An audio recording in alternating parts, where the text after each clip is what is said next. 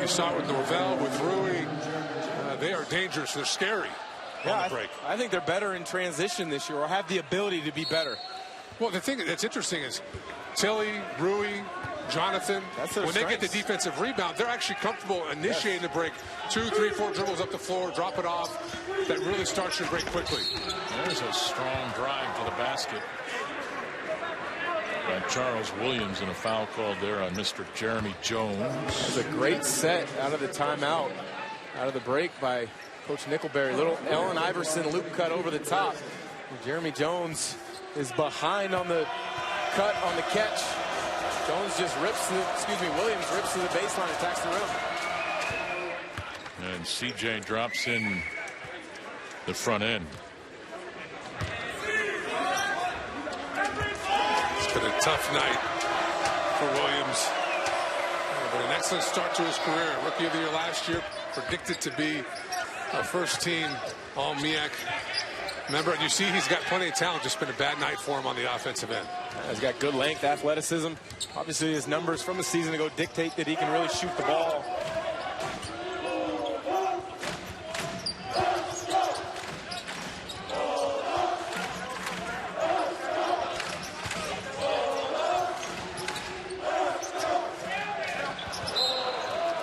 And Larson unable to corral that pass from Melson. Maybe the first 2 mistakes of the night for Larson. Not a good throwback out pass after the double. They did a great job on the reseal, but you have to release that seal to go get that ball.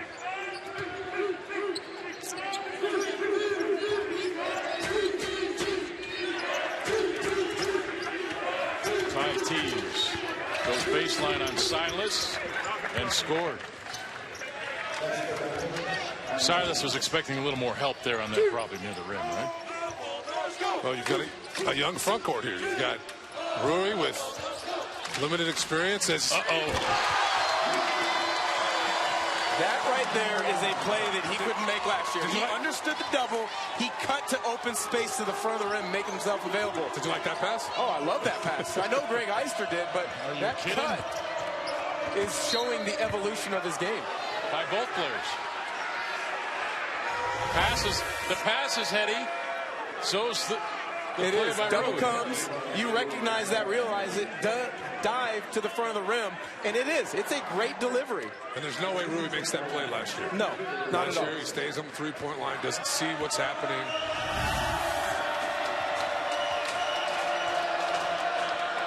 Rui with 12 points tonight and 6 rebounds. And effective. 5 of 5 inside the arc. He's taken 1 3. But he's not forcing the three-point shot. He's looking to use his talent to get himself to the rim and transition. A nice ball game.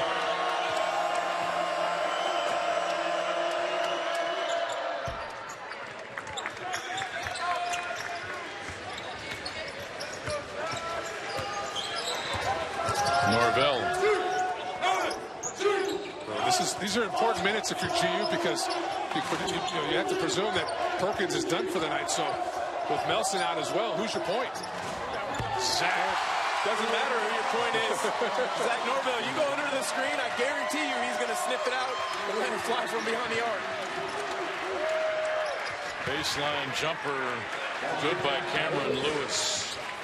But I agree, this is a good lineup to work on some things for Gonzaga. 4 out, 1 in, being Larson.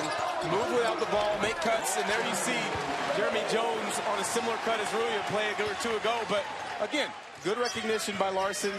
And Greg is becoming a fan time after time. I would too. He's got 4 assists, Dan. He's 7 feet tall. Let's get a little more excited. Jeez. He's got more assists than you ever did at point guard. We're going to go there. Norvell. And the left-handed flush. Dan, you know I love you. Sometimes I wonder. No, you don't. Ever. It's a facetious statement, but you understand. I mean, that's your 5 with 4 assists. Well, that shows you a little bit about what Gonzaga recruits to.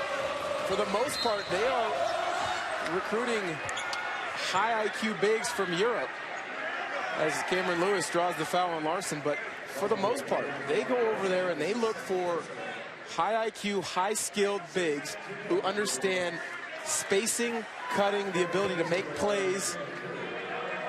And if Jonathan Larson can continue to improve, I don't want to get too excited, but I think he's got a bright future here. I'll let you do the excitedness, Greg. Hey, I'm all into that. Like, what's not to be excited about?